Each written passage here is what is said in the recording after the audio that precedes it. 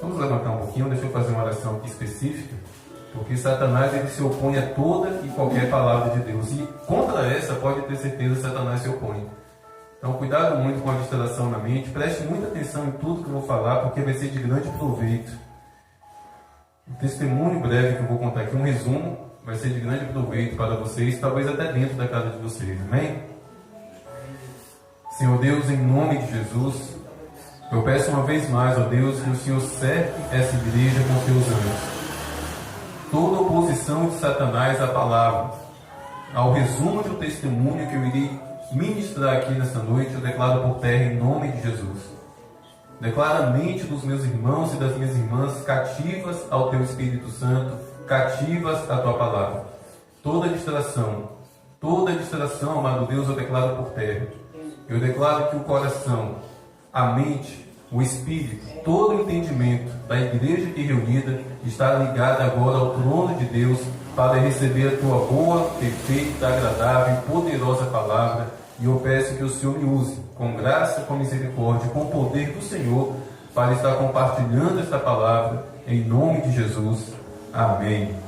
Amém. Colossenses capítulo 1, versículo 13. Ele nos libertou do poder das trevas e nos transportou para o reino do seu Filho amado, Jesus Cristo. Amém? Amém. Esse versículo fala que Deus, nos libertou do poder das trevas e nos transportou para onde? Para o reino do Filho dele, Jesus Cristo. Esse versículo, meus irmãos, traz duas revelações maravilhosas. Primeiro, Deus liberta. Deus é libertador. O nosso Deus é um Deus libertador. Aleluia. Primeiramente, Deus nos liberta do pecado. E, eventualmente, Deus também nos liberta das mãos imundas de Satanás. Mas esse versículo também traz uma revelação que nos leva a ter um posicionamento de vigilância. Aqui está falando o quê? Ele nos libertou do poder das trevas. Meus irmãos, Satanás tem poder. As trevas têm poder. Os demônios, meus irmãos, têm poder. Se tem uma coisa que nós temos que tomar cuidado, é nesse ponto, de menosprezar Satanás. Isso é muito perigoso. Nunca acredite que Satanás é fraquinho. Diante de Jesus, mas nesse mundo, Satanás tem poder. Nesse mundo que jaz no maligno, Satanás tem poder, ele tem um império das trevas. E não sou eu que estou dizendo, é a Bíblia. É a Bíblia que está dizendo poder das trevas. Porém, todo poder e toda autoridade nós sabemos a quem pertence. Pertence ao Senhor Jesus.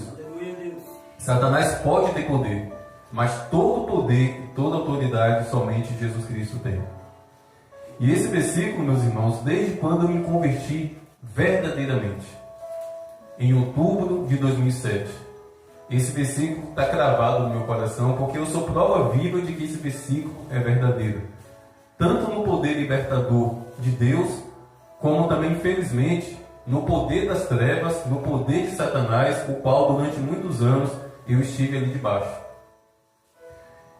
Eu acredito que eu tinha ali cerca de 11, 12 anos, quando algo assim mudou a minha vida.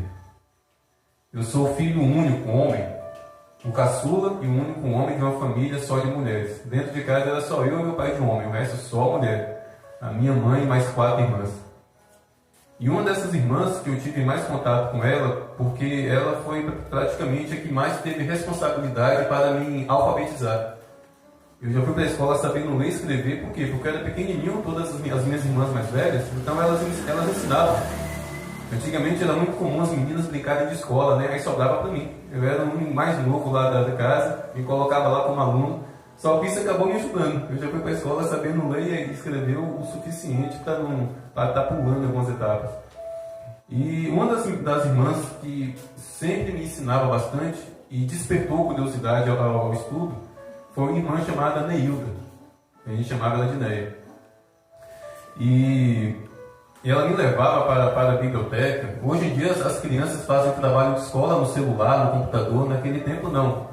Naquele tempo tinha que ir para a biblioteca, procurar um monte de livros para fazer um único trabalho escolar. E ela sempre me levava e eu ficava feliz da vida. Eu me afundava lá na biblioteca, ficava lendo um monte de livro. E quando ela ia estudar, eu ficava colado ali em casa, ela fazendo dever de casa, fazendo pesquisa, estudando ali dentro de casa, eu colado ali com ela. E eu era muito apegado a ela porque ela também, eu lembro que ela tinha certo apego a mim. A gente tinha uma proximidade muito grande. Eu era muito novo, muito novo. Ah, pastor, o senhor já tinha 11 anos. O senhor falou, mas hoje uma criança de 11 anos parece que é um adulto, né? Mas naquele tempo, 11 anos era 11 anos mesmo. Era aquela criançona, bebezona. Hoje não, hoje o menino de 11 anos parece que é adulto. Tá avançada a mentalidade. Mas eu lembro, meus irmãos, que houve um ano que essa minha irmã foi embora para o Rio de Janeiro, para estudar e para trabalhar também. E a nossa comunicação era somente por carta, não existia celular, não existia nada, nenhuma das facilidades que temos hoje. Então, todos os meses, praticamente, ela enviava uma carta e era aquela festa, todo mundo se reunia para ler aquelas cartas. E ela lembrava de todo mundo, inclusive se lembrava de mim. De todas as minhas irmãs eu gosto, mas ela eu percebo que tem esse diferencial, porque eu percebo que eu estudei muito a respeito dela, da dedicação dela aos estudos. A minha forma de escrita é letra de forma, da forma que ela escrevia. De tanto ver ela escrever, hoje eu escrevo igual ela. E depois de um ano lá no Rio de Janeiro, ela voltou. Voltou para passar um período, ela estava noiva, inclusive, até para resolver as questões do noivado, do casamento. E foi em dezembro. Em dezembro, já no final do ano, ela voltou. E eu lembro que no último dia do ano, 31 de agosto, para azar do noivo dela, ela não desgrudou de mim. Eu lembro que naquele dia, principalmente à noite, para onde ela ia com o noivo, ela estava ali do lado. Eu acredito que ela me levou até para dar um gelo no cara, para quebrar as intenções, algumas más intenções do camarada. E passamos ali a noite de 31 de dezembro juntos, dormimos na casa de uma irmã minha que morava perto de casa. Só que no dia 1º de janeiro, depois do dia 31 de dezembro, né, naturalmente, eu acordei de manhã com cheiro de chá. Eu sempre detestei chá. Pensa um cara que não gosta de chá, sou eu. Eu acordei sentindo aquele incômodo, aí eu vou na cozinha da casa da minha irmã, tá essa minha irmã lá. Sentindo muita dor, sabe, no estômago, muita dor mesmo. E esperando o chá ficar pronto para ela tomar. E eu sempre me lembrei, eu sempre me recordei que ela tinha essas dores. Ela sempre sofria com essas dores, tomava Buscopan, tomava remédio aqui e acolá, eu já estava acostumado. Mas ali foi diferente, porque aquela dor naquele dia 1º de janeiro não passou por nenhum remédio. No dia seguinte aquela dor continuou, no outro dia aquela dor continuou, e foi só piorando, aquela dor constante, não parava de forma alguma, a ponto de ter levado ela para a cama, lá dentro de casa. E naquele tempo era muito complicado, medicina não era como é hoje, as condições financeiras dos meus pais muito menos, era muito complicado, o posto de saúde praticamente não existia naquele tempo.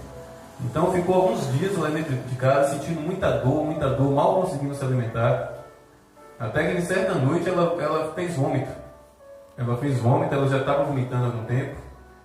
E eu estava na sala, e depois de um vômito que ela teve, a minha mãe chamou meu pai para a cozinha e mostrou para ele algo que ela tinha vomitado. Só depois que ela faleceu, que a minha mãe contando a história para quem chegava lá, né, da doença dela, foi que eu fui saber que naquele dia ela tinha vomitado pedaços do intestino. E no dia seguinte, depois daquele vômito, levaram ela para o hospital. E lá no hospital, logo de cara, o médico falou: a gente vai tentar salvar. Infelizmente, não conseguiram salvar. Eu estava em casa, sozinho com meu pai, minha mãe, minhas tias lá no hospital. E depois, por volta assim, de umas 3 horas, a minha tia chegou. Meu pai se levantou. E minha tia, eu lembro como hoje. Meu pai se chama Domingos. E minha tia, Domingos, seja forte. Você tem que ser forte. Aí, antes dela falar, meu pai perguntou. Acabou, né? Ela faleceu. Aí minha tia confirmou. Meu pai olhou para mim, fechou a mercearia, ele tinha uma mercearia.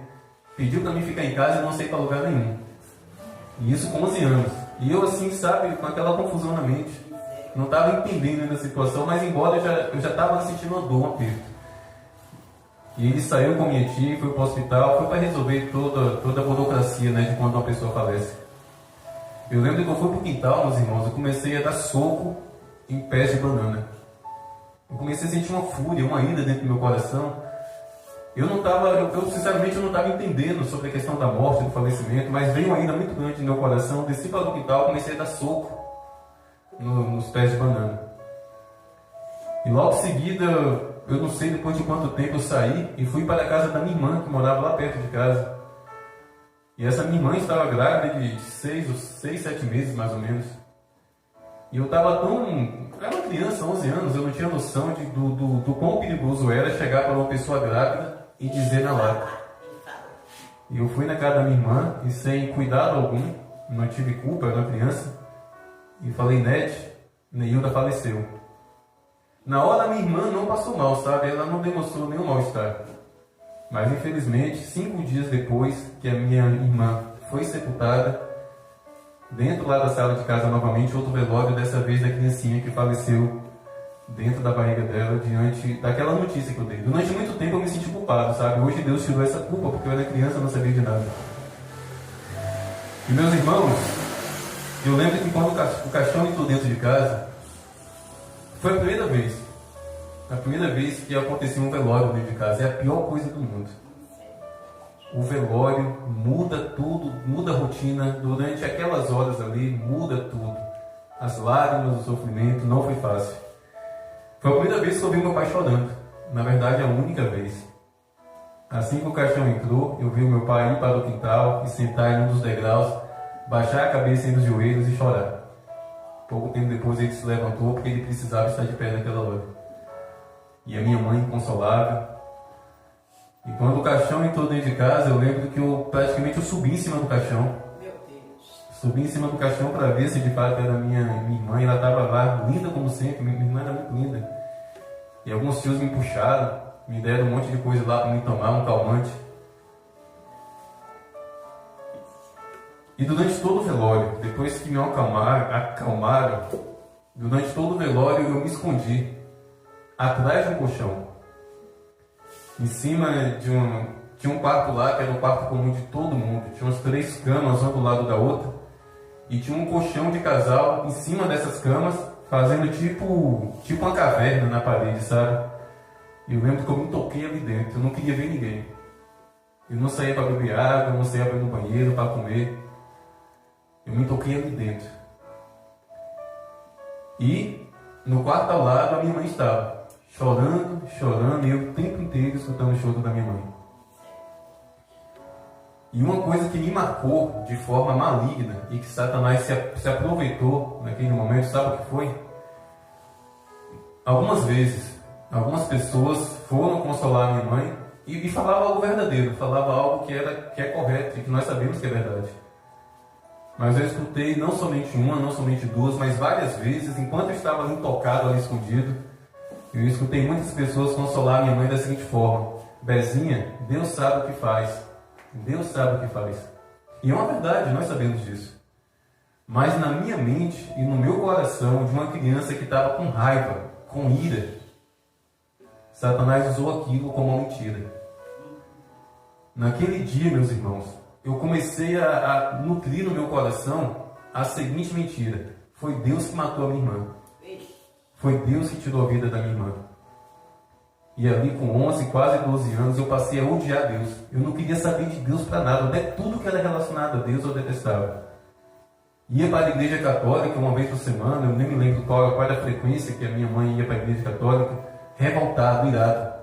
Eu não gostava porque eu detestava Deus.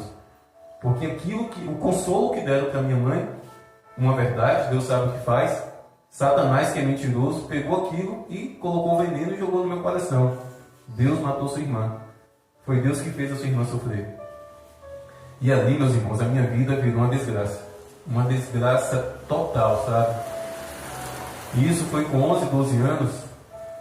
E a partir dos 15, 16 anos, eu comecei a me interessar por muita coisa maligna. Naquela altura, eu com 15, 16 anos, a internet estava começando a surgir lá em Eunápolis. Era muito difícil, ninguém tinha computador em casa, não existia celular, mas existia algo chamado Lan House, que era um ponto como esse aqui, sabe, cheio de computadores, onde a gente podia acessar a internet pagando. Era 50 centavos a hora naquele tempo, e muitos iam para jogar também. Mas o meu interesse nunca foi jogar, eu nunca gostei de jogar nada pelo computador. O meu interesse mesmo era pesquisar. Então eu saía de casa no Pequi, andava, atravessava a cidade, que era só no centro da cidade que tinha acesso à internet naquele tempo. E eu passava ali um monte de tempo, sabe, pesquisando sobre bruxaria, sobre satanismo, sobre magia negra. Ficava horas e horas assistindo vídeos de pessoas sendo mortas, de pessoas mutilando o corpo todo. E com o tempo eu comecei a comprar livros sobre bruxaria, sobre satanismo, sobre magia negra. E comecei a mergulhar, sabe, naquele mundo. E certa noite, infelizmente, eu lembro que foi uma noite de sexta-feira. Eu desci para o fundo do quintal de casa, era um quintal muito grande mesmo.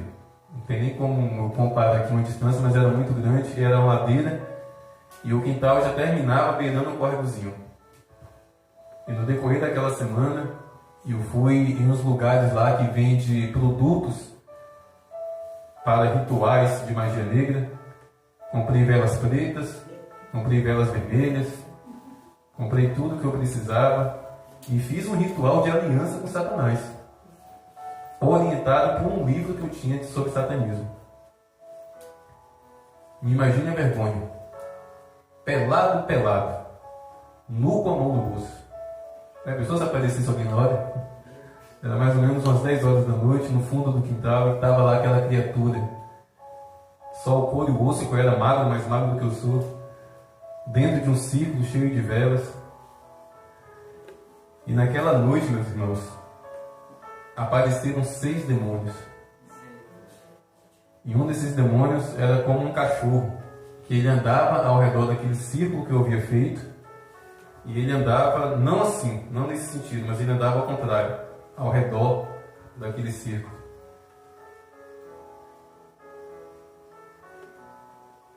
E posicionado em pé, próximo a cada vela, tinha 4 velas, mais 2 ali simbolizando 2 entidades que eu não vou falar o nome de nenhum demônio, tá bom? Que eu infelizmente conheci nessa minha vida de escuridão.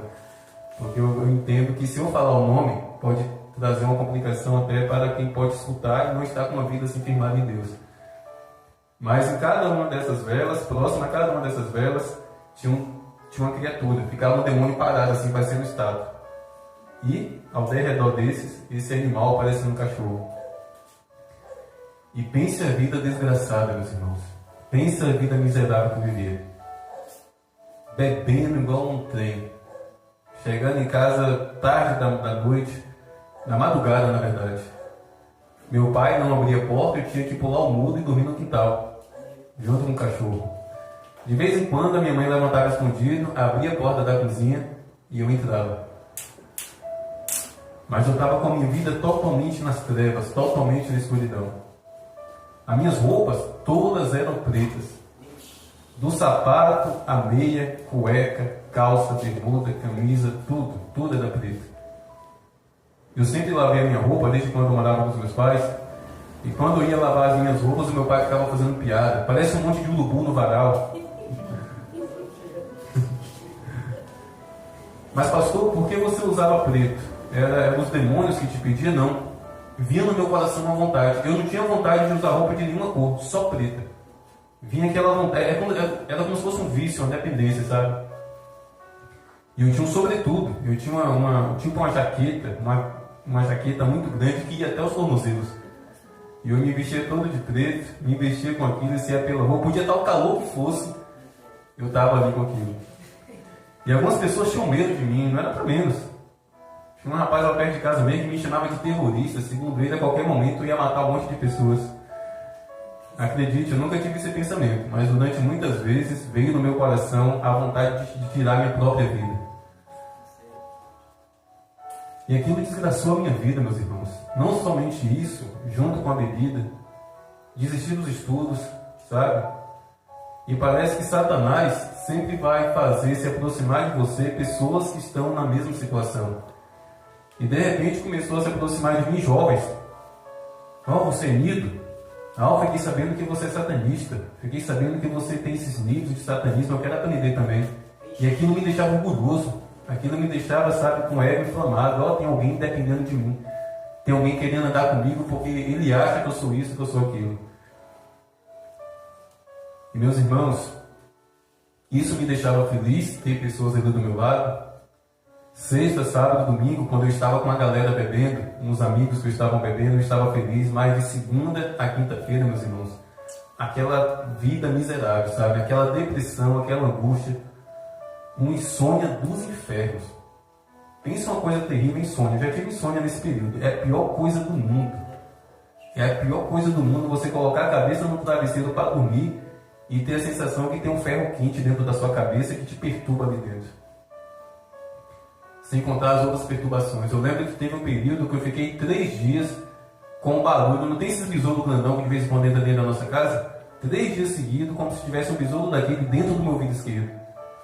Eu ficava agoniado, indo para um lado e para o outro, aquela perturbação. Tudo isso debaixo daquela opressão maligna. Surra de demônio, perdi a conta. Perdi a conta das vezes que o demônio subia em cima de mim para me dar porrada, para me dar soco. E quanto mais eu apanhava dos demônios, mais eu buscava conhecimento dentro do satanismo. Por quê? Porque vinha na minha mente que eu estava levando aquela surra porque eu estava fraco. Eu tinha que conhecer mais, eu tinha que fazer mais rituais, eu tinha que fazer mais meditações. Quer ver uma coisa que eu fico muito preocupado? Igrejas que têm o costume de, na hora do culto, desligar as luzes. Na hora da oração, da adoração. Meu coração tranca, sabe por quê? Porque tudo que eu fazia no satanismo era com a luz apagada. Tudo, absolutamente tudo. Toda e qualquer meditação, todo e qualquer ritual era com as luzes desligadas, somente as luzes da vela ali acesa. E tempos depois que eu me converti, Deus trouxe uma revelação que era para mim abandonar aquilo. Ah, pastor, então quer dizer que não pode orar no escuro? Eu estou na roça, não tem luz. Não, não é isso. Mas se você tiver uma luz em casa, não apague a luz para orar, não. Olhe na luz. É o que eu sigo, é o que eu vivo diante do que Deus revelou no meu coração. Mas, meus irmãos, a minha vida foi um caos. Um caos, sabe? E eu lembro que eu escrevia muito, eu desenhava muito. E uma das coisas que eu havia escrito era: quando eu completasse 27 anos, eu ia cometer suicídio. Estava cravado isso no meu coração. Quando eu completasse 27 anos, eu ia tirar minha própria vida. Eu tinha desenhos no meu túmulo com meu nome, com a data do meu nascimento e com o ano da minha morte. Compatível ali com os 27 anos. Era algo assim que estava cravado no meu coração, eu tirar minha própria vida aos 27 anos. Só que aí as coisas começaram a mudar. Quando eu comecei a ter experiência, eu não vou falar experiência com Deus, mas experiência com igreja. Eu lembro que eu estava em casa, eu lembro que foi um sábado à noite, eu estava perto de casa, na verdade, bebendo. Nesse dia eu não quis sair, eu não queria ter contato com ninguém. E perto de casa tinha um bar, e por volta mais ou menos assim, de umas 9h30 da noite, eu vi que estava vindo uma jovem, que eu sabia que ela era cristã, eu sabia que ela era evangélica, só que eu não concordava com o fato dela ser evangélica. Por quê? Porque ela era toda diferente, sabe? Ela usava calça, ela usava umas camisas de banda evangélica, sabe? O cabelo dela, assim, não era um cabelo comum na época, né? Ainda hoje, aqueles cabelos compridão. Só que eu sabia que ela era evangélica, ela só passava com Bíblia na frente de casa. Ela morava num bairro depois do meu, e eu morava na rua principal. E todo dia de culto ela passava em frente. Quando ela ia para a escola, ela passava na frente de casa. E eu sabia que ela congregava em uma igreja que tinha recém sido fundada lá perto de casa. E há algum tempo eu já queria questioná-la. Vem cá, de qual igreja você é? Porque o jeito dela se vestir, eu não achava que ela era crente pelo jeito dela se vestir. Aí naquele dia, como eu estava já com a mente cheia de cachaça, assim que ela passou pelo bar, eu fui atrás dela. Fui atrás dela e já cheguei chegando. Falei, vem cá, você é de qual igreja? Ela olhou para mim e tomou um susto.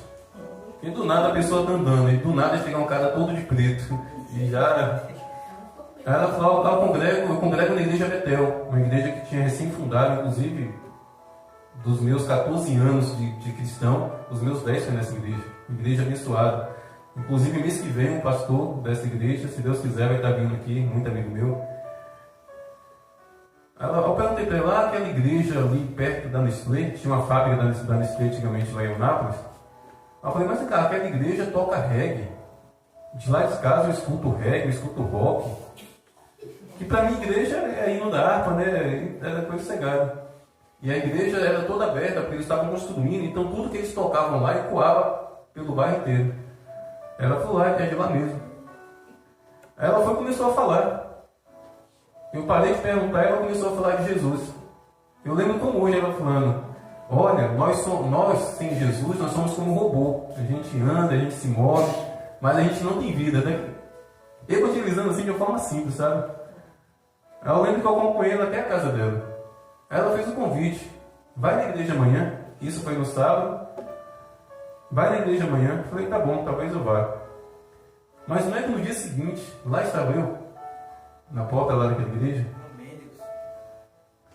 Isso foi em meados de 2002, 2003, há muito tempo atrás, eu sou velho. E lá estava eu lembro que eu fui um tempão parado lá em frente à igreja, não querendo entrar, sabe? Nunca tinha entrado em igreja evangélica, nunca. Mas eu entrei, sentei lá, sabe? Nenhuma alma veio me abraçar. Nenhuma alma veio me dar um Pai do Senhor. Ninguém me perguntar qual é o seu nome. Nem ela, inclusive ela que me convidou. Mas eu fui. Fiquei até o final e fui embora. Aí no dia seguinte, quando ela passou lá em frente de casa, eu falei, eu fui na sua igreja ontem. Gostou? Gostei, falei assim por alto. Nem lembro que foi pregado, na verdade. Mas a partir dali, eu fiz uma amizade com ela. Nós nos tornamos amigos. E muito por causa dessa amizade, eu comecei a ir nos cultos. Todo sábado e todo domingo eu estava lá naquela igreja. Todo sábado e todo domingo, todo sábado e todo domingo eu estava indo, sabe? Só que eu estava somente indo.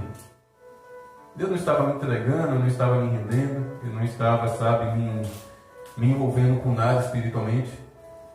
Só que no período que eu estive visitando essa igreja, apenas como visitante, eu abandonei. Eu abandonei aquelas práticas, eu abandonei tudo que eu estava fazendo no ocultismo. Eu não joguei nada fora, os livros, eu não mudei minha forma de me vestir, ia para a igreja toda de preto. E eu usava uma corrente de prender cachorro com cadeado. Eu ia desse jeito para a igreja, toda de preto, com uma corrente, um cadeado, prendendo essa corrente. E eu lembro que naquele tempo, algumas pessoas acreditaram no seguinte, isso aí é Deus. Deus vai usar ele para ganhar as pessoas que se vestem desse jeito. Mais tarde isso se revelou uma falta de sabedoria. Mas ali eu estava sossegado, sabe? Nenhum demônio se manifestou. Nada. Fiquei ali naquela igreja por pouco mais de um ano, na verdade. E a minha vida só começou a mudar ali naquela igreja quando uma mulher, que hoje é pastora, chamada pastora Junayara, pensa uma mulher de Deus. Eu não me lembro, meus irmãos, de ter visto aquela mulher nos cultos anteriores. Mas em certo culto de sábado, no culto de jovens, eu lembro que eu estava lá, quando de repente essa mulher para do meu lado. Ela para do meu lado e pega no cadeado da corrente que estava no meu pescoço. Ela segura nesse cadeado e fica tipo coçando, sabe? Roçando uma mão e olhando para mim. Não falou nada e voltou. Ela tinha o costume de orar andando. Ela sempre estava pela igreja, andando para o lado e para o outro, orando, intercedendo. A partir dali, meus irmãos, algo começou a acontecer, sabe? Na minha alma e no meu espírito. Eu comecei a sentir perturbação todas as vezes que eu ia para a igreja. Eu comecei a ficar incomodado, sabe?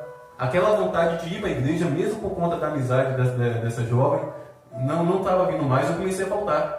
Comecei a faltar. A partir daquele dia que essa pastora fez isso. Naquela época ela não era pastora.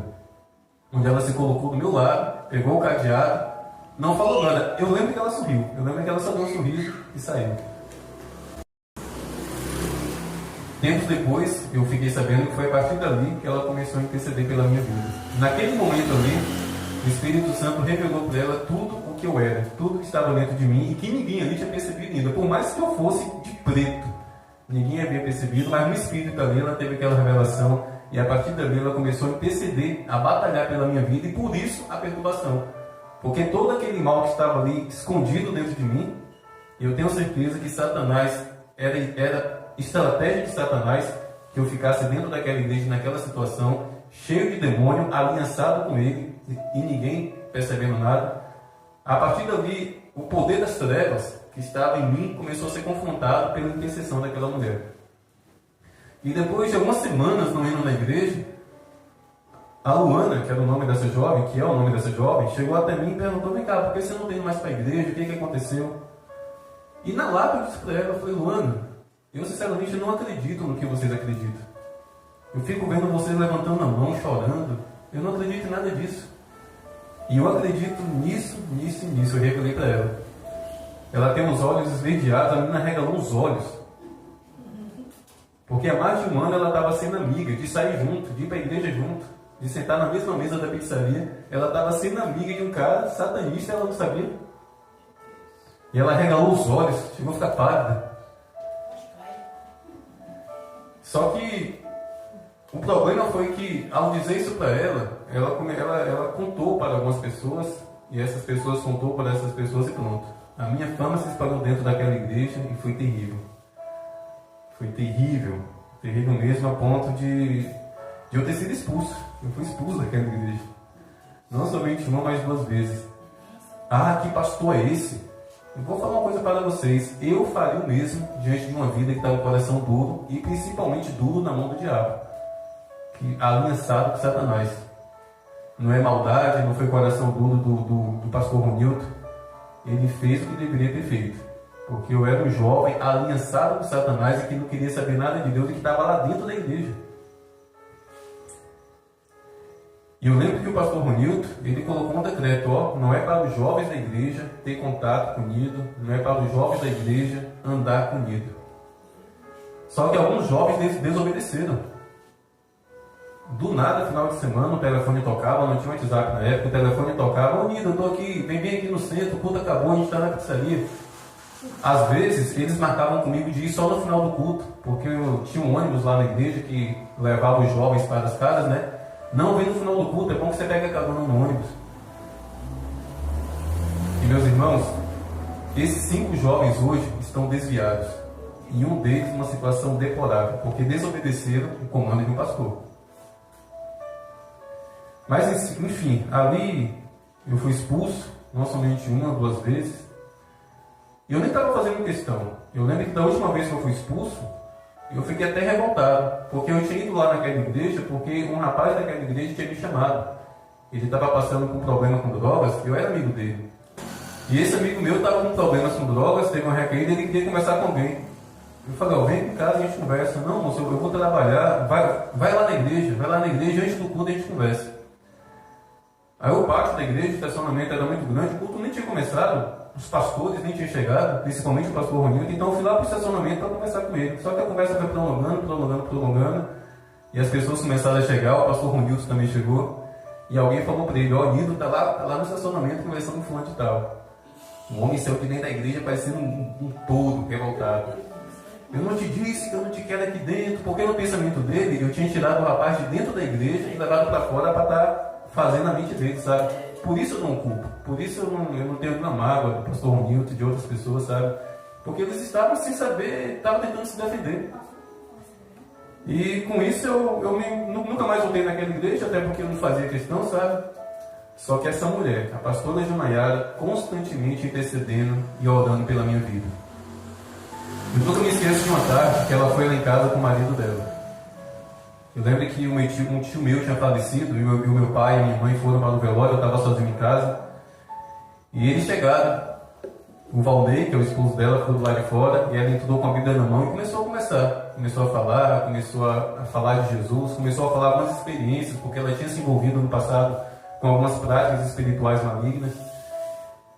E eu ali sempre com a cerviz dura, sabe? Com o coração duro, não aceitando nada do que ela estava dizendo. Eu nunca me esqueço disso. Ela revoltada, ela fechou a Bíblia, depois se bateu assim, ela fez o seguinte desafio, vem cá, você quer que eu faça uma oração aqui agora, para Satanás aparecer da forma que ele é, e não da forma que ele aparece para você? Porque a maioria dos demônios que eu via, meus irmãos, principalmente aqueles que me enganavam, eles não pareciam demônios. E ela fez esse desafio. Você quer que eu faça uma oração aqui agora para Satanás aparecer do jeito que ele é e não da forma que ele se mostra para você? E eu não disse nada, eu fiquei calado. Eu fiquei mudo. Fiquei totalmente calado. E ela falou, eu vou continuar orando pela sua vida. Eu não vou desistir de orar pela sua vida. Outra ocasião que eu tive, outra experiência que eu tive com essa pastora, muito usada por Deus até hoje. Inclusive, eu até convidei para vir aqui no culto que o pastor Rafael veio, naquela celebração ela não pôde vir, mas em breve eu acredito que ela vai poder estar aqui conosco. Eu lembro que anos depois de eu ter sido expulso, e ela continuando a orar pela minha vida, eu já estava, não ia naquela igreja para nada. Eu lembro que certa noite, meus irmãos, era um sábado à noite. Antes de eu sair de casa, olha só a escravidão de Satanás. Todas as vezes que eu saí de casa, para tudo, se eu fosse na padaria, se eu fosse no mercado, eu tinha que pegar um punhal. Eu tinha um punhal em casa, sabe? E dentro do meu quarto eu tinha que fazer um giro. Eu pegava e estendia a minha mão segurando esse punhal e fazia um círculo ao meu redor com esse punhal. Era como se fosse um círculo de proteção para que eu não fosse atacado na rua por espíritos malignos. Qualquer pulo que eu dava na rua tinha que fazer esse círculo. E naquele sábado à noite eu ia sair, encontrar com os amigos para beber. Fiz esse círculo como sempre, saí de casa, mas assim que eu coloquei o cadeado no portão, foi como se aquele círculo tivesse transformado em uma bolha. É como se eu estivesse dentro de uma bolha. E eu estava sentindo um calor estranho, a minha pele estava quente, aquela perturbação, e era como se aquela bolha estivesse me apertando. E eu comecei a escutar latido de cachorro no meu ouvido, chegava a tinir o ouvido, sabe? E eu perturbado, eu saí pela rua, e na minha mente, o primeiro bar que eu vou aberto, eu vou entrar e beber um copo de conhaque para ver se isso passa, sabe? Mas quando eu dei por mim, meus irmãos, eu estava na porta dessa igreja. E de onde eu estava, lá longe, quem estava? A pastora Junaiara. A igreja lá é muito grande, a largura dela, como dessa parede ao meio-fio lá da rua, é muito grande a igreja Betel, e ela andava de um lado para o outro, dando soco no ar. Ela estava orando, dando soco no ar. Indo de uma parede a outra da igreja, orando e dando soco. E quando eu vi aquilo, meu coração se encheu de raiva, porque no meu coração, na minha mente, veio que ela estava orando por mim. De repente nem estava orando por mim, mas quando eu vi aquilo ali, veio ódio no meu coração. E aquela vontade, aquele impulso de ir lá e pedir para ela parar. Mas o medo. Eu mal olhava nos olhos dela quando ela vinha conversar comigo. Eu mal conseguia ficar encarando ela assim nos olhos. Uma mulher de Deus. E aquela angústia, aquela perturbação, aquela vontade de ir para parar de orar. Aí eu lembro que veio um desses rapazes, que infelizmente hoje está desviado. Ei, Nido, como é que você está? Eu falei, de forma bem grossa, cara, sai de perto de mim. Eu falei isso. Ele veio me cumprimentar, só que eu estava tão perturbado que eu só falei isso, cara, sai de perto de mim. Mas meus irmãos, vejam que interessante, da mesma forma que até hoje eu não sei como é que eu cheguei na porta daquela igreja, até hoje eu não sei como é que eu fui parar na frente da pastora Junaiara. De repente, sendo uma questão de piscar de olhos, eu estava caminhando na direção dela. Ela vindo, eu estava lá de fora da igreja, de um ponto que dava para enxergá-la. Ela estava lá dentro, na área coberta. Só que de repente eu estava caminhando na direção dela. E eu fui na direção dela, pronto para falar o seguinte: para de orar por mim. Mas antes que eu tivesse chegado até ela, ela abriu os olhos e me viu. E ela apressou o passo na minha direção. Ela apressou o passo na minha direção e abriu os braços para me abraçar. E eu estava com as mãos fechadas. Estava com a mão fechada assim, com muita ira. E ela veio, já foi logo me abraçando.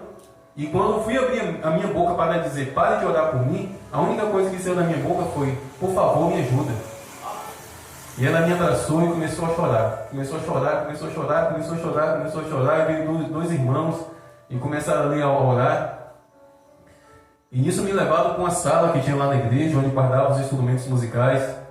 E ficou ela e um irmão chamado Marconi. Ela ficou assim do meu lado e esse irmão Marconi ficou na minha frente orando. Colocando a mão na minha cabeça, colocando a mão no meu peito, e orando. E meus irmãos, eu acredito que ali eu tive uma experiência de estar possesso por um demônio. Sabe por quê? Eu estava em uma sala muito pequena.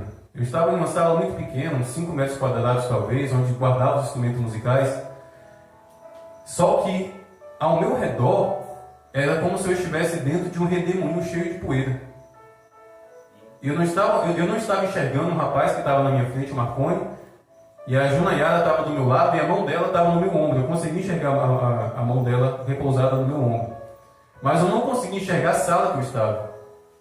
Eu lembro que eu estava sentado em uma cadeira branca, como essa aqui, porém branca. Eu lembro que eu estava sentado em uma cadeira, só que ao meu redor havia essa poeira, como se fosse uma tempestade de areia, e quando eu olhava para o chão, era terra batida. Era como se eu não estivesse dentro da igreja. Hoje eu entendo que ali eu estava possesso. A minha mente estava possessa e a minha alma estava naquele lugar espiritual, empoeirada, terra batida. Lembra que Jesus disse que quando o demônio é expulso, ele vai para lugares desertos e áridos? O habitat natural dos demônios é o deserto, é o árido. Por isso que quando ele se aposta de uma vida de uma pessoa, é para secar aquela pessoa, é para tornar aquela pessoa árida, seca, o coração dela no deserto. E em certo momento, Marconi pediu para mim repetir uma oração. Eu estava conseguindo ouvir, só não conseguia enxergá-la. Eu comecei a repetir aquela oração, mas quando chegava a hora de falar em nome de Jesus, eu conseguia falar somente em nome, o Jesus não saía. Era como se isso aqui, não era que a boca travava, não era que eu não conseguia mexer a boca, era como se aqui, era como se tivesse um furo na minha garganta e saía vento. Na segunda vez eu não consegui, aí na terceira vez eu coloquei a mão na mão da pastora Junayara e disse: Pastora Junayara, eu não consigo falar o nome do carpinteiro. Foi a única coisa que veio na minha mente a respeito de Jesus. Porque em um dos evangelhos fala que Jesus era carpinteiro. A Junayara deu um grito. Ela deu um grito muito forte. Ela passou na minha frente, apontou o dedo na minha cara e falou o nome do demônio, que, como eu disse, não vou estar aqui falando o nome de demônio. E quando ela disse isso, quando ela falou o nome daquele demônio e começou a orar a libertação, eu não me lembro de mais nada. Simplesmente eu não me lembro de mais nada. Quando eu voltei ao meu normal, o culto já tinha terminado. Quando eu fui para dentro daquela sala, o culto ainda nem havia começado. Eu fiquei dentro daquela sala cerca de 1h30 e foi como se fosse minutos, sabe? Quando eu saí daquela sala, a igreja já estava praticamente vazia, os jovens indo embora. E eu lembro, meus irmãos, que eu fui para casa naquele dia sentindo um vazio no meu coração, mas um vazio mesmo, como se toda aquela sujeira, como se todo aquele mal tivesse saído. Sabe, aquele vazio, uma sensação, era um vazio de sensação boa. Mas porém, no decorrer da semana, eu comecei a ficar oprimido, começou a ouvir muita opressão. Eu tive sonhos, eu tive pesadelos, eu tive ataques espirituais de demônios vindo para cima de mim. E infelizmente, naquela mesma semana, eu voltei a praticar as práticas ocultas que eu pratiquei. Por quê? Porque eu experimentei uma libertação, mas ninguém foi lá em casa me levar para a igreja. Ninguém foi lá em casa, ninguém entrou lá em casa. Eu vivi um momento ali de libertação de fato, mas no dia seguinte, no decorrer do dia seguinte, nenhum pastor, nem mesmo a pastora Junayara, porque de certa forma ela estava até mesmo um pouquinho proibida de me ajudar naquela época. E repito, eu não tenho nenhum remorso, nenhuma mágoa de ninguém naquele tempo, eu entendo. E essa foi uma experiência que eu tive, sabe? Mais uma experiência que eu tive com a pastora Junayara. E ela continuando orando por mim. Orando, clamando, intercedendo, orando, clamando, intercedendo. Certa vez ela falou que estava orando por mim dentro do quarto dela, orando e batalhando. E o guarda-roupa dela tinha um espelho. E ela sempre orou andando, de um lado e para o outro. De vez em quando vocês me veem que eu orando, andando, é um costume que eu peguei dela também. E em uma dessas andadas que ela passou em frente ao espelho do guarda-roupa, ela olhou para o espelho e estava lá um demônio com a cara de caveira olhando para ela. E ela fechou os olhos e voltou a orar novamente. Orou e clamou e intercedeu. É uma história muito longa, tem muitas e muitas coisas para me relatar, já vai dar 9 horas, não vai dar tempo. Mas a grande questão, meus irmãos, é que para a glória de Deus, no ano de 2007, eu comecei a sentir no meu coração, sabe, uma repulsa, um ódio a respeito de tudo aquilo que eu estava vivendo. A minha vida estava uma miséria. Já maior de idade, não havia concluído, parei no primeiro ano. Não dava importância com os estudos, só me aprofundando naquela porcaria. O relacionamento dentro de casa horrível. Meu pai nunca bebeu e nunca fumou. Anos e anos morando na mesma casa e agora os vizinhos estavam vendo o filho dele, o único filho homem, chegando bêbado em casa. Eu lembro de uma vez que a minha mãe teve o desprazer de abrir a porta de casa para mim e eu vomitei da sala até o banheiro. Sendo que o meu pai, um homem, nunca bebeu, nunca fumou. E eu dando essa vergonha, sabe? Mas em 2007 eu comecei a sentir algo assim no meu coração de querer mudar, de querer parar de fazer aquilo, mas eu não sabia como. Mas ao mesmo tempo veio no meu coração o desejo de ir para a igreja. E eu comecei a ir, uma igrejinha bem pequena, desse tamanhozinho aqui, ó, com poucas pessoas como aqui. E eu comecei a ir. Entrava depois que o louvor terminava, o pastor pregava, e antes do pastor dar a bênção apostólica, eu saía para beber. Sempre foi assim. Eu lembro que no ano de 2007 eu fui mais ou menos umas 4 ou 5 vezes naquela igreja. Não ia todo domingo, de vez em quando eu ia. Quando vinha aquela vontade muito forte eu ia. Mas teve uma noite que eu fui debaixo de muita perturbação. E eu entrei ainda durante o louvor e fiquei até o final do culto.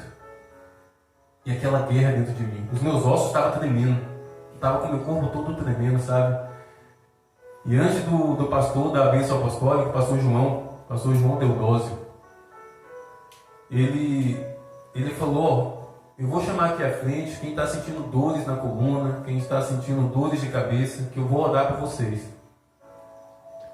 E quando ele disse isso, no meu coração foi: quando ele te chamar, vai lá à frente. Eu não estava sentindo dor de coluna, não estava sentindo dor de cabeça, mas veio esse comando no meu coração. E assim que ele terminou de pregar, ele chamou as pessoas lá à frente, umas 8 ou 10 pessoas foram lá à frente. E com muita luta eu fui, porque o meu coração queria ir, mas o meu corpo não queria. Eu estava tremendo, sabe? Não era frio, os ossos estavam tremendo. Mas com muita dificuldade eu fui. E o que simbolizava lá o altar de pregação era como aqui, sabe? No tapete. Tinha um púlpito em cima do tapete, não era um lugar elevado. E todo mundo que foi até a frente e pisou no tapete. Eu fui e fiquei um passo atrás. Eu não quis pisar no tapete não. Baixei a cabeça e fiquei lá, parado. E o pastor João começou a falar: meus irmãos, eu vou estar impondo a mão sobre a cabeça de vocês. Se porventura vocês sentirem alguma coisa, se porventura vocês sentir as pernas perderem força e vocês caírem, não se preocupe não, vai ter alguém para segurar vocês. Não resista não, que é o poder de Deus. E eu comecei a confrontar com aquilo. Não, esse cara vai querer me derrubar a força. Porque na minha mente, os pastores colocam a mão na cabeça da pessoa e empurram a pessoa aqui. Tem uns que são assim, eu conheço alguns que são desse jeito. Só se contenta depois que a pessoa vai para o chão pela própria força. Mas é pelo poder de Deus que tem que ser. E lá na minha mente eu falei: não, eu vou endurecer meu corpo aqui, esse cara não vai me derrubar não. Então ele começou, ele ainda explicando isso, sabe? Quando ele foi começar a orar pelas pessoas, um senhor de muita idade. Eu lembro que ele estava com um boné do chame-chame. Um boné, um chapéu do chame-chame. Ele passou: João, eu posso falar algo aqui? Vai demorar? Não, irmão. Não, é rapidinho. Aí esse senhor pegou o microfone e começou a dar um testemunho dele, de como a vida dele foi dilacerada pelo diabo, por conta de práticas, de rituais, de ter feito aliança, de ter feito oferenda, sabe? Ele começou a relatar isso. E o pastor João, percebendo que ele ia demorar, deixou ele falando e começou a orar pelas pessoas. E foi colocando a mão na cabeça de um, na cabeça de outro. E eu um passo atrás naquela fileira. Quando de repente alguém coloca a mão nas minhas costas e diz o seguinte: dê um passo à frente. Meus irmãos, na hora eu obedeci. Até hoje eu pergunto: que poder? Alguém só colocou a mão nas minhas costas. Eu não queria estar junto daquelas pessoas. Eu estava à frente, mas eu não estava totalmente à frente. Alguém colocou a mão nas minhas costas e falou: dê um passo à frente. E parece que meu corpo foi empurrado para frente assim, eu dei um passo para frente. E eu fiquei enfileirado com todo mundo que estava ali lado a lado. E o pastor João foi colocando a mão na cabeça de um, na cabeça de outro, e um outro caindo, e chegando perto de mim, e eu aqui, ó, pescoço duro, corpo duro, ele não vai me derrubar. Só que quando chegou perto de mim, meus irmãos, ele fez diferente. Em vez de ele colocar a mão na minha cabeça, sabe o que ele fez? Ele fez isso aqui, ó. Ele fez assim com as mãos e colocou no meu pescoço assim. Ele fez assim, ó, no meu pescoço. Ele não colocou a mão na minha cabeça, ele colocou no meu pescoço. Quando ele fez isso, da minha cintura para baixo, tudo sumiu. E eu fui ao chão. Eu fui ao chão, do pescoço para baixo, eu não conseguia mover um dedo. A minha cabeça estava funcionando. Eu não caí inconsciente, eu não caí endemoniado. Mas do pescoço para baixo eu não estava sentindo nada, absolutamente nada. E aquele medo agora: eu não vou abrir os olhos não, porque se eu abrir os olhos e não conseguir levantar, vão dizer que eu estou com demônio, vão falar um monte de coisa aqui. Então eu fiquei deitado ali no chão com os olhos fechados, sabe? E o velho falando. Aí pouco a pouco eu comecei a sentir os dedos dos pés, sabe, formigar. Comecei a sentir o movimento voltar, sabe, formigando, pouco a pouco. Aí quando eu já tinha recuperado o máximo de movimento, eu sentei e fiquei com a minha cabeça assim abaixada. Aí veio uma mão nas minhas costas e depois outra mão assim por dentro colocou no meu peito. Eu pensava que eram duas pessoas que estavam olhando por mim. A sensação era que eram duas pessoas, uma com a mão nas minhas costas e outra com a mão no meu peito. E começou a orar, escutando vozes, as pessoas estavam orando em línguas também, um mover de Deus na igreja. E quando eu abro os olhos, não eram duas pessoas que estavam ali orando por mim. Era aquele velho com o boné do chame-chame. Era somente ele com as duas mãos assim, sabe? Nas minhas costas, no meu peito. Aí ele me estende a mão e me levanta. Aí ele olha para mim e faz a seguinte pergunta: o que você veio fazer aqui? Aí eu falei para ele: eu quero que Deus mude a minha vida. Aí ele perguntou de novo: o que você veio fazer aqui? Aí eu respondi: eu quero me libertar do diabo. Meus irmãos, esse velho deu um grito que até hoje eu sinto o calor da cusparada que ele me deu. Ele tem um grito tão forte que voa dessa língua no meu rosto. Aí depois que ele deu um grito, ele olhou para mim e disse: se você não viesse aqui hoje, Satanás iria te matar amanhã. Aí ele pediu para mim fechar os olhos e começou a orar. Colocou a mão na minha cabeça e começou a orar, começou a expulsar tudo quanto é nome de demônio. E eu percebi que ele estava esperando uma manifestação de demônio, só que não aconteceu.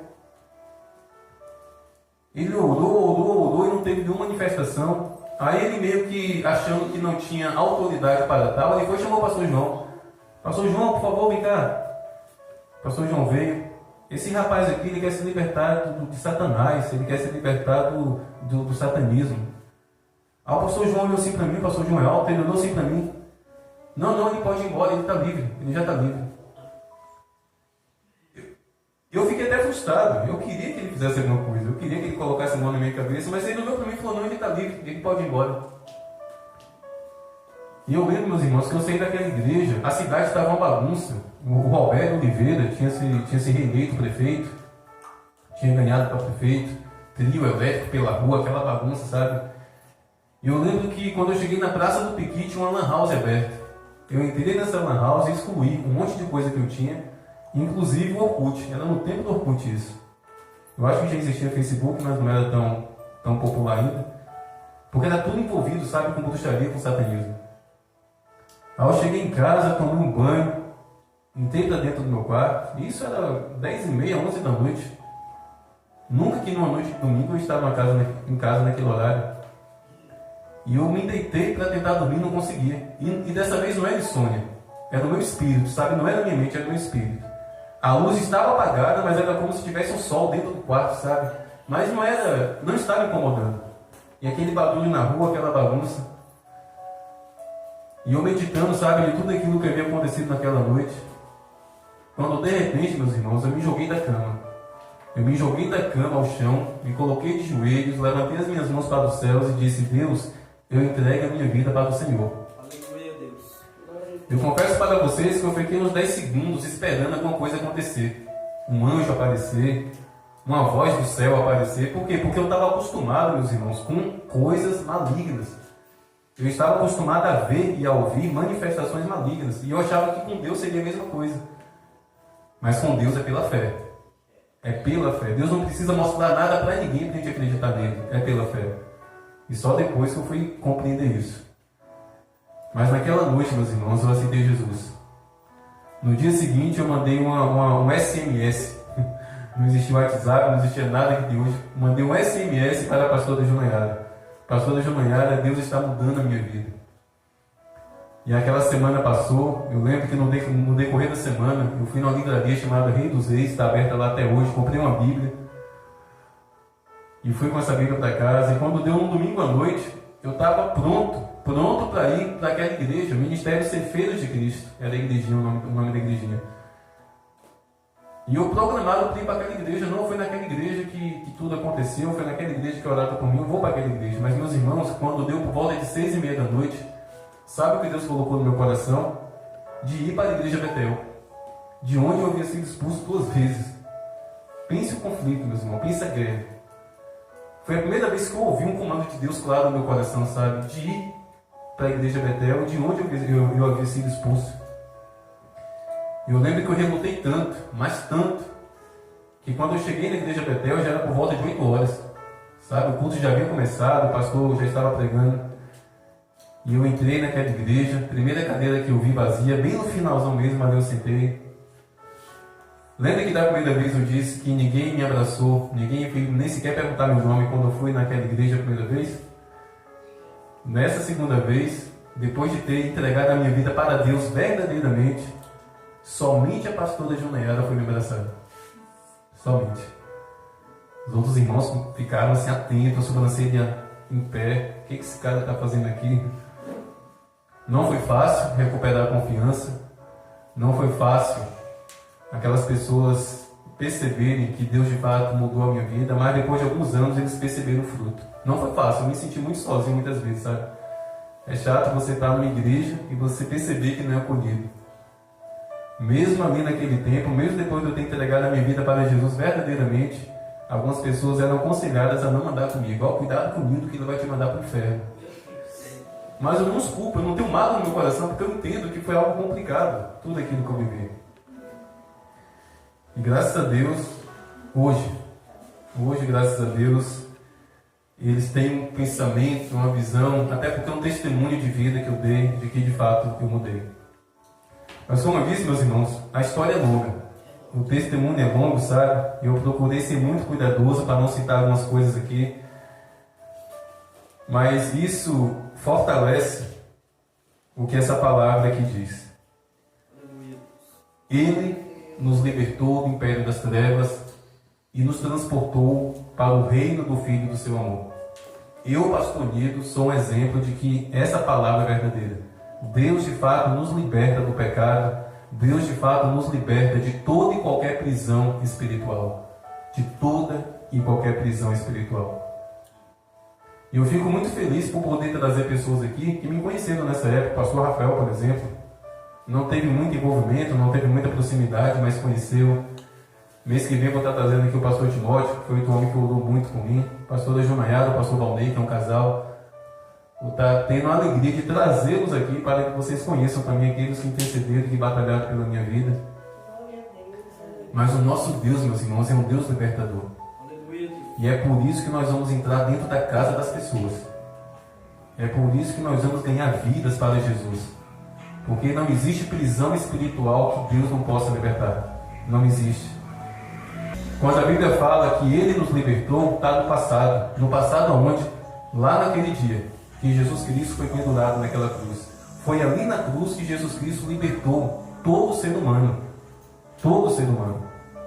As pessoas que estão debaixo da escravidão de Satanás é porque ainda não conhecem Jesus e não se renderam a esse poder libertador. Mas Ele nos libertou. Ele nos libertou e nos transportou para o reino do seu Filho amado, Jesus Cristo. E aqui está um pastor que um dia esteve acorrentado nas trevas, mas que foi liberto pela misericórdia, pela compaixão e pelo poder de Deus. Amém?